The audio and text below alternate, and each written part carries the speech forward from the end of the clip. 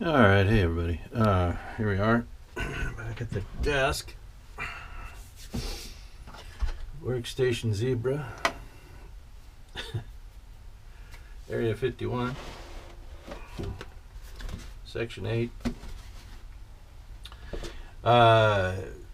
This is going to be the one we're digging into next. This is the DC-3 C47. Previous project on the desk, you might recall, was the P47. This is the C47, but we're going to do it up as a civilian, as a DC-3 airliner of the Western Airlines iteration. So I've got the decals here, and I don't know if some of you, or any of you, or none of you remember, because it was years ago when we talked about what we were doing here. And so I hope these decals will be okay. They should be fine. They're only a year old. It should be great. Should be just fine.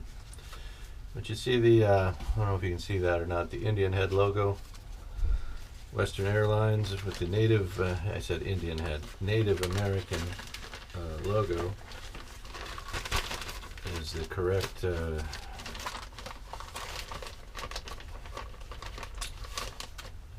description, determination. Anyway, we're going to do that one. We're going to do the Western Airlines iteration. We're also going to put a light kit in there. This one's going to be powered by a 9-volt transistor battery. And it comes from Evan Design, just like all the other, the two other light kits that I have purchased in the past. The one we just installed on the 55 Chevy for the headlights and tail lights. This one is nav lights. This has a landing light, port and starboard green and red. It has a beacon flashing light, and I think it has includes also the white tail light. I gotta have to check and see. Let's see here. What's this say? 7 LEDs. So red, green wing lights, red beacon, white tail light. That's 4, and we've got 7 lights. It could be landing lights in here. Could be an interior light.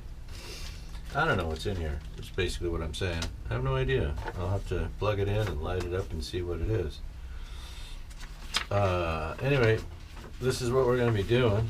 Oh, motors. Yeah, I was going to see, the kit comes with these cardstock, you know, that you cut them out and you stick them into the plastic nacelle to look like a motor. But I'm going to do what I usually do and just cut the cowlings open, and then we're going to mount these engines behind. So these are double row Wasp 1800 or 1830s, can't remember which. Any rate, these were 3D printed. I don't know if you can see how that looks. Pretty good. Not bad. I'll have to, you know, figure out how to make them fit. They're diameter wise, they fit nicely. I'm thinking of the depth. We know how Guillow doesn't really put our firewall in the right place, and this plug back here doesn't look scaled to anything either. So I'll probably have to be, I'm probably going to need to chop this off. I don't know yet. We don't know. We're just looking. We're just looking at things here. So we have the, these are the main landing gear wheel well tubs. They're cardstock, and that's fine, you know. It's not going to be a perfect scale representation here. We're just going to go for a decent representation. You know, like I usually do. She's going to be good, but she's not going to look like, you know. It's going to be good. As far as the decals that come with the kit, I want to say they are Eastern Airlines, which, you know, these are nice. You get a nice. You get a nice set of decals with this airplane. This is supposed to be 132 scale, and it probably is. You know, I'm thinking it seems a little bit bigger, 28th to 1/30th I'll have to do the measuring and calculating just to see. I have a feeling it's a little bigger than 132. I don't know. This is the actual size of what our, that's probably 132. Who knows? Again, it's not important, really, in the whole grand configuration of things. So, landing gear, flaps. Again, I think I'm going to go for operating features, and probably just those two, along with the spinning props. I like when props can spin. I don't think I'll motorize it. I don't think I need to do that. I don't know.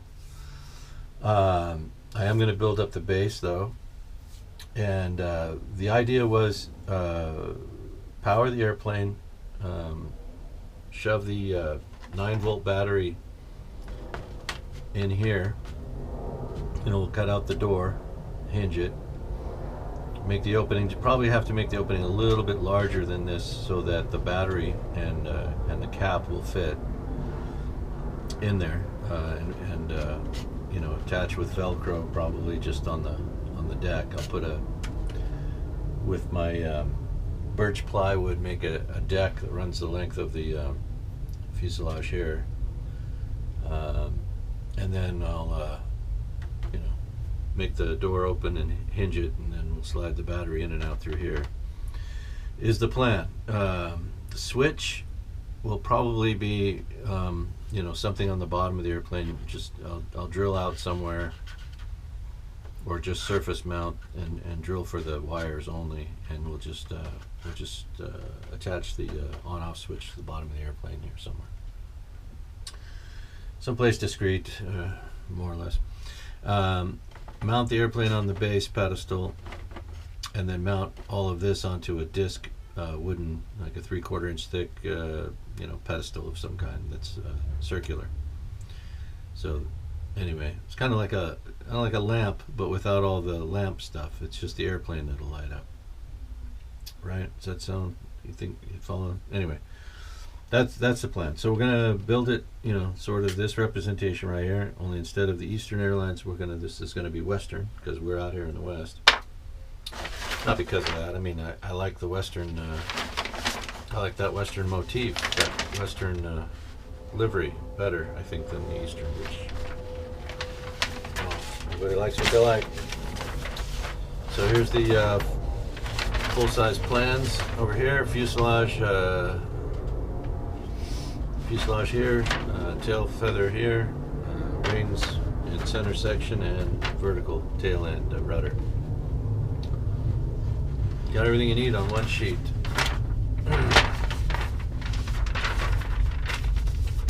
So put that over here.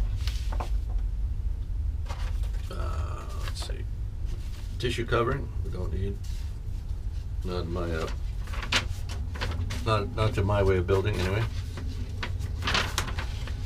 General information. I always go through this. It explains a lot about how the kit was designed to go together, and about the parts and pieces that were included in the kit to make this work.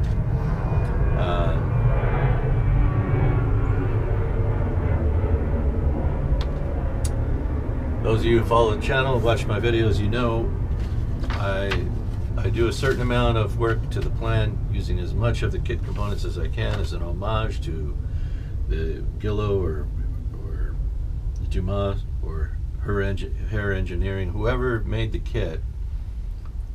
I like to try and build it kind of to their specs, using their materials, and then I just do a little augmentation, a little freestyle here and there, to try and make it look a little more scale. Okay, but this sheet is helpful if you're building the plane directly to the kit and to the provided plan sheet, and using the covering material, stick and tissue style. You want to keep this general information sheet. I go through it too, just because there's some odds and ends in there about how they want you to make the landing gear, and you know how they have it represented. And I need to see that so I know what kind of adaptations I can and can't do, what might and might not work. right? So we go through all the paperwork that they provide, at least I do, and that's to help make our lives easier. So this explains how the plastic parts are on their sheet and what they should look like and all that. These are each of the built-up components and how they would look, and a little bit about how to make the base for this one according to their sheet and all that. How to put the model together, in case you don't know. So here's some leading and trailing edge stock, and a bunch of our stringers are right here. A few more right there. These are all the die crush sheet. This is not a laser cut kit as yet. I don't know that by now they might have this in their laser cut capacity. I don't know, but for now it's a die crusher. So the parts will need to be cut out and cleaned up, and that's fine. A small sheet of acetate for all the windows and glass. I think in the original first video I did on this one, I must have talked about how I was going to do the cowlings and motors. But here you can see that the motors do fit nicely into that cowling, which is terrific. I mean, that's a nice fit. And I think the blue line I put in there was to demonstrate how I was going to cut, where I was going to cut this piece out altogether. Now I'll be cutting the prop hubs free from these center pieces, so that when I take these out, I do not want to throw them away. I want to then go back and cut out the hubs, because these are the only ones provided right here. So we're gonna have to do that. Landing gear I'm going to fabricate out of brass and aluminum tubing and piano wire, like I do landing gear. But I'll be replicating, these parts when I do that. The nacelles, the twin engine nacelles, are here. They come with this landing gear molded in, so this will all have to be cut away. And we'll go about that, when the time comes. We'll do that. And then here's the cockpit forward section of the fuselage as a molded piece, and that's so that you have the windshield arrangement, don't have to fabricate around all that. Okay, and that's the kit. So like I said, the two things aside from my other augmentations here are going to be the lighting and the 3D printed Pratt & Whitney twin radials that I got for this kit. I don't remember what I paid for these. They were just online, 132 scale R2800s, and they came right up when I did the search that way. So I don't know if the guy who's making these is still making them, or if he's just got the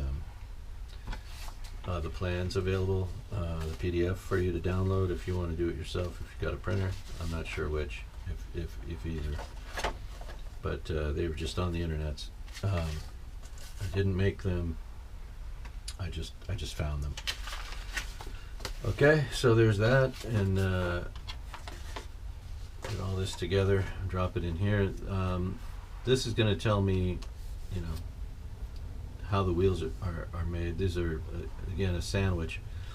I see a lot of guys building these Guillow kits for display or for flight, and not doing this to get the scale wheel thickness. They just glue the two plastic halves together and call it good.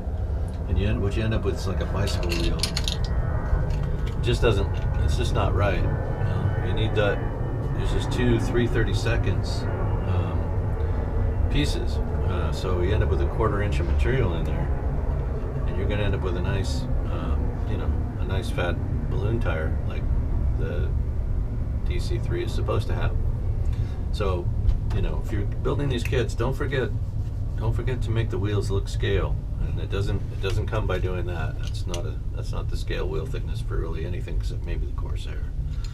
Corsair had skinny wheels because of the way they had to fit into the wing. I don't know if you know that, but that's why the wheels on the Corsair F4U are so skinny. The gear rotated flat and then back into the wing, and because it was a fairly thin wing, the tires had to be thin, wheels had to be thin. Why am I trying to put that in the box? Okay, so I think I've got everything back in here. You want to be careful anytime you open a box and take stuff out that you're not forgetting to put stuff back in. That's horrible when that happens. But so we got lights, we got motors, and we're going to build the Western Airlines DC-3, the Native American motif.